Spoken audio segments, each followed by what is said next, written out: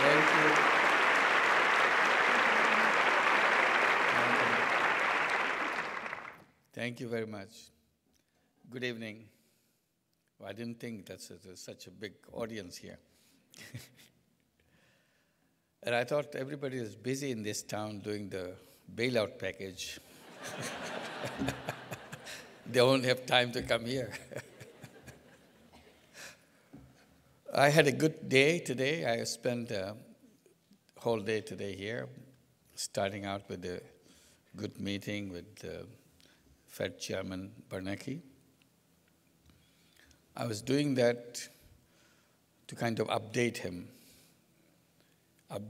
about the work that we have been doing in this country. I met him, this is my second visit with him. I met him in October 2007. And at that time, I was trying to explain to him the importance of microcredit in the USA. And he knew all about microcredit beforehand. And I was suggesting that maybe we should start a microcredit program in this country to create a kind of a prototype which can be developed and expanded later on.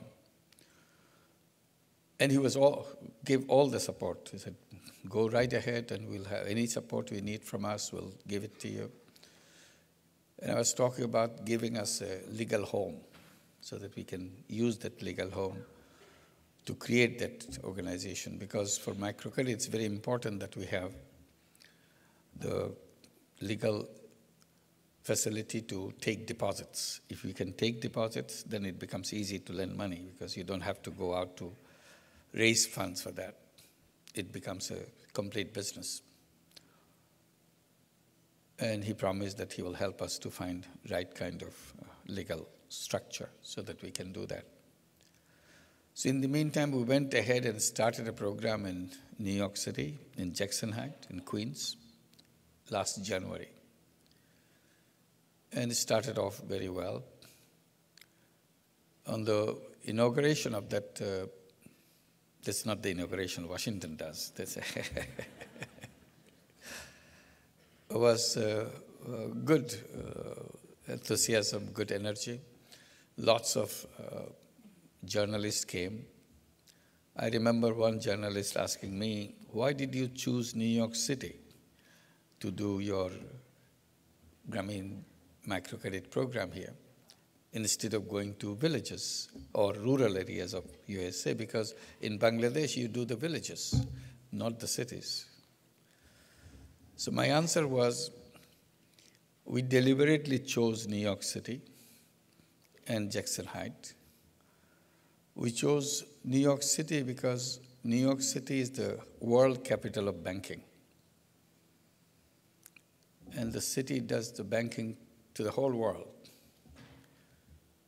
But it doesn't do banking to its neighbors. So I said, under the shadow of the skyscrapers, those people who live here, they don't have access to the financial service. So we thought we can create a small example to break your fear so that banks can open up and start opening up to them, and they get the service. And we began. Now, 1 year later, we have 500 borrowers in that program, all women. And we follow the same principles that we do in Bangladesh. 5 women forming a group, weekly meeting, weekly tiny savings for each savings account for each person. And the average loan size is $2,200. And this, within 1 year, now repayment has always remained near 100%. It's 99.3%. So we didn't realize at that time that there's a big financial crisis will come over, and now it gives a very interesting contrast. There is the women in New York taking loans without collateral, without any lawyers, pay back every week, near 100%. And for 1 year, they have been doing it and had no problem. It's the big banks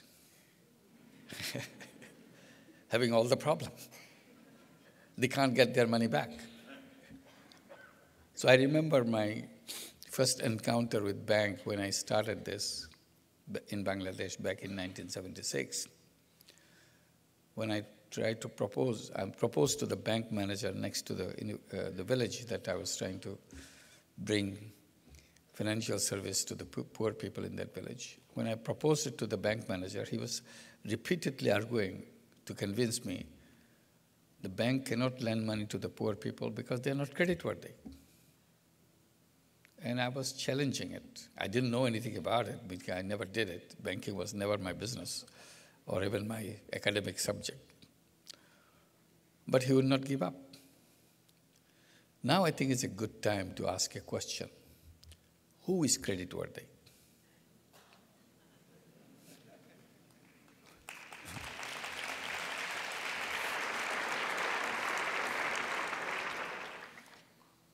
And then I went to IMF.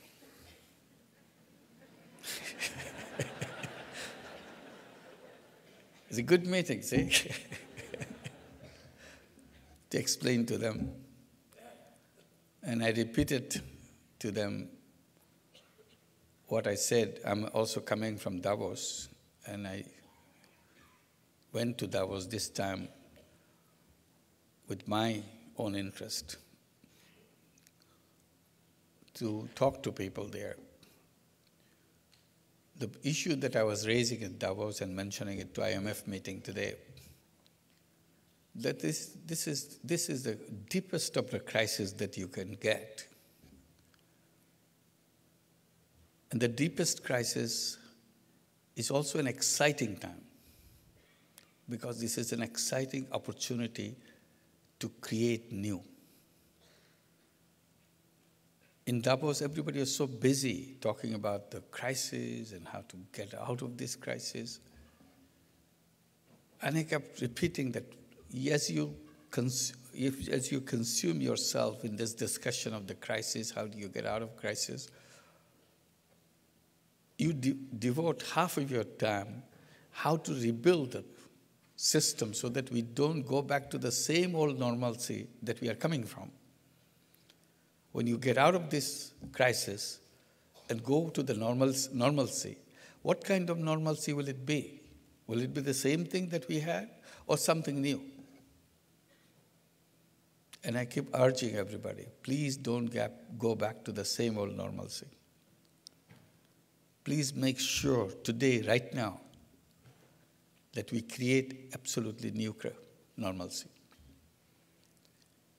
And maybe people will be wondering, what will be that new normalcy? What are you talking about?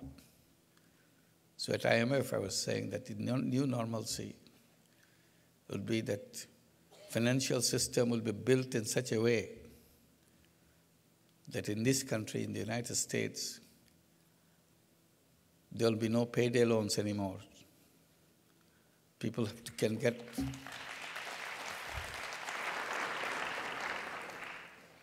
people can go to the bank and legitimately borrow money without paying 500%, 700%, 1,000% interest. It is such a disgrace to see payday loans all over the city, everywhere in the United States. Tells you what a gaping hole the banking system has left behind, so that people have to go there to protect their life, to continue with their life in such a terrible situation.